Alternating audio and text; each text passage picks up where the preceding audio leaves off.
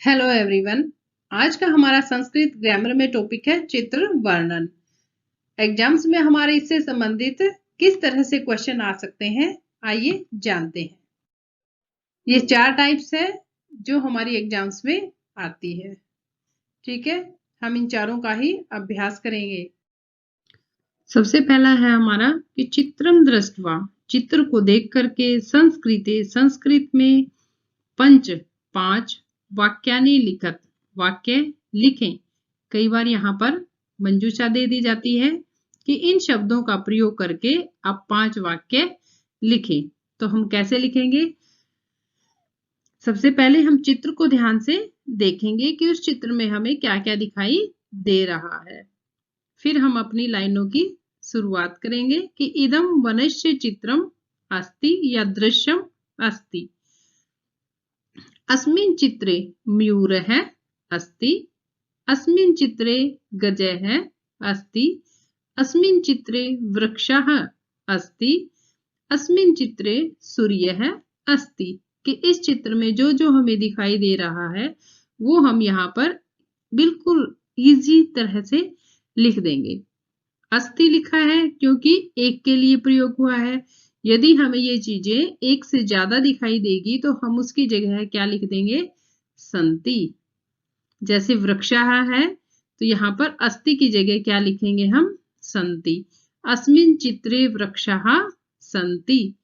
ठीक है, इस तरह से आपके सामने कोई भी चित्र आएगा, उसमें जो भी चीजें आपको दिखाई देगी तो वो आप इस तरीके से लिख सकते हैं। वृक्षः फलन्ति, उसको और अच्छा बनाने के लिए, क्योंकि सारी लाइनें एक जैसी होगी तो क्या है, थोड़ा सा अच्छा नहीं लगता है, तो हम उसमें थोड़ा सा चेंज कर देंगे। तो जैसे वृक्ष है तो वृक्षः फलन्ति, कि वृक्ष जो है वो फल देते हैं।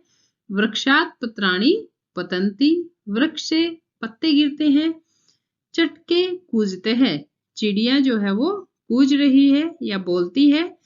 मयूरः राष्ट्रीय है, खगः अस्ति, खग का अर्थ होता है पक्षी, तो मोर जो है वो राष्ट्रीय पक्षी है। मयूरः सुंदरः खगः अस्ति, तो मोर जो है वो सुंदर पक्षी है। हम मयूर की जगह हिरण है तो मृगः भी कर सकते हैं। तो आप इसी तरह से और लाइनें भी इसमें ऐड कर सकते हैं। नेक्स्ट है हमारा कि चित्रम दृष्ट्वा, चित्र को देख करके संस्कृते पंचवाक्यानि लिखत, संस्कृत में 5 वाक्य लिखने हैं। यदि हमें मंजूषा दी जाती है तो भी जो हमें दिखाई दे रहा है उनसे अलग शब्द नहीं मिलेंगे। तो फर्स्ट है हमारा इदम चित्रम उद्यानस्य अस्ति, हम यहाँ वाटिका भी लिख सकते हैं, बगीचा भी लिख सकते हैं। जो भी हमें यदि मंजूषा में जो लिखा मिलेगा तो वही हम यहाँ पर लिख देंगे कि यह चित्र किस चीज का है। सूर्य है उदेति, सूर्य उदित हो रहा है। चटके कूजते हैं, चिड़िया बोल रही है। पुष्पाणि विकसन्ति, फूल खिल रहे हैं। बालकः मित्रैः सह क्रीडति, बच्चा जो है वो मित्रों के साथ बालक खेल रहा है। बालकेभ्यः क्रीडा रोचते, बच्चों को खेल अच्छा लगता है। बालकः कन्दुकेन क्रीडति, बालक जो है वो गेंद से खेलता है या खेल रहा है। अत्र है बालको पादकन्दुकेन क्रीडितः, यहाँ पर बच्चे जो है वो पादकन्दुकेन यानी कि फुटबॉल से खेल रहे हैं। पाद होता है पांव। पुष्पेषु भ्रमरः कुंजन्ति, फूलों पर भंवरे गूंज रहे हैं। ये देखिए गूंज रहे हैं ना। एकस्मिन् कोणे सुंदराणि पुष्पाणि सन्ति, और एक कोने में सुंदर फूल जो है वो खिले हुए हैं। खगः, खगः का अर्थ है पक्षी। खगः आकाशे या गगने लिख सकते हैं हम, जो भी आपको याद आए। उत्पतन्ति उड़ते हैं। एकः बालकः वेगेन धावति, एक बच्चा तेजी से दौड़ता है।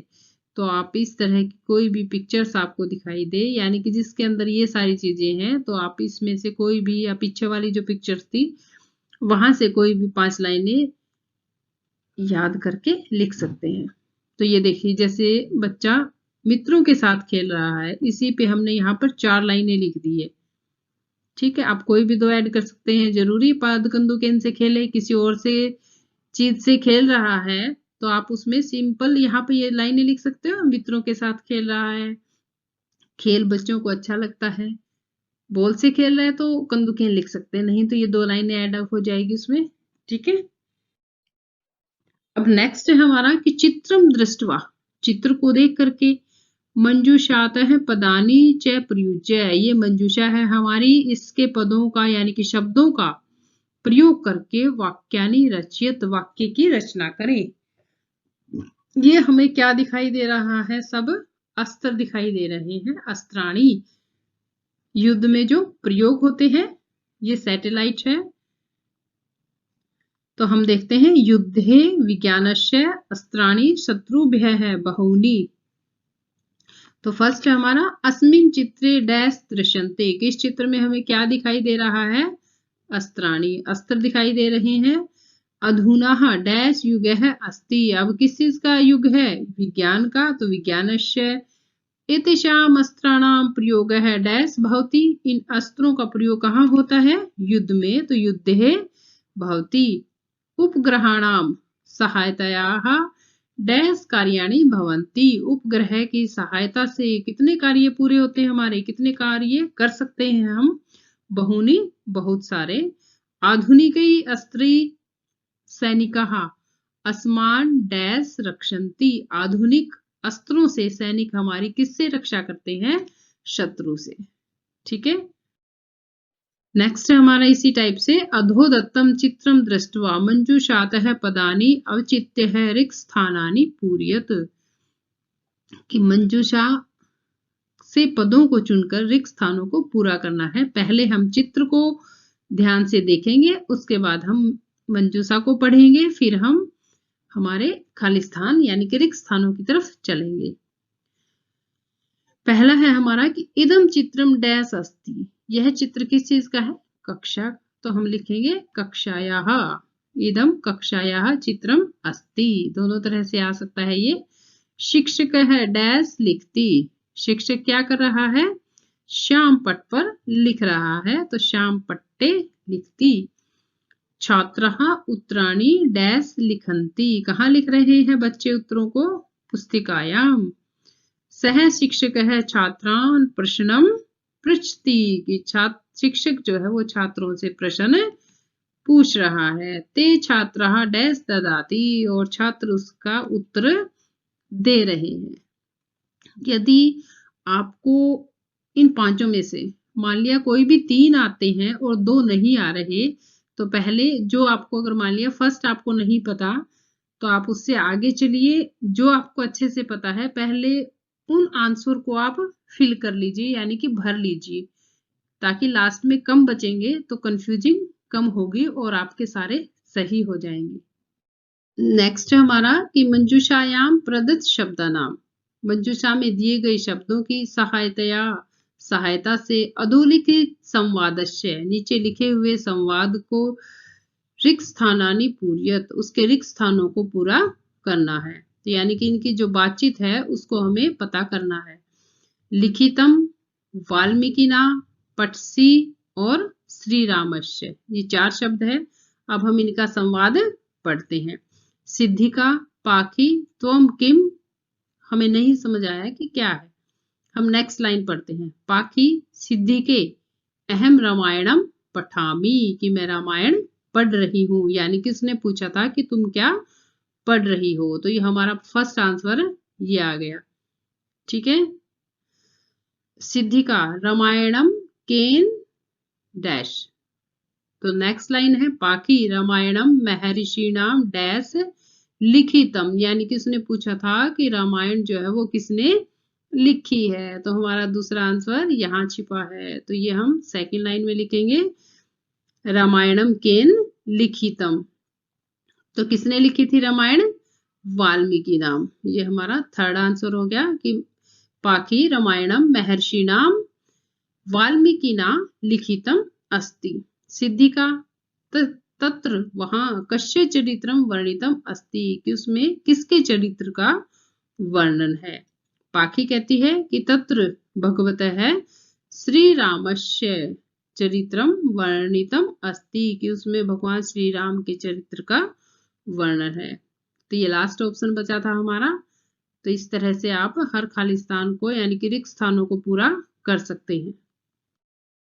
नेक्स्ट है हमारा मंजूषातः समुचित पदानि चीत्वा कथाम पूर्यत, कि मंजूषा से उचित पदों को चुनकर कथा को पूरा करना है। पहले यदि हमारे इसमें पिक्चर्स दी हुई है तो हम उनको थोड़ा सा देखेंगे, जिससे हमें कहानी थोड़ी समझ आ जाएगी। उसके बाद हम मंजूषा पढ़ेंगे, फिर हम कहानी शुरू कर देंगे।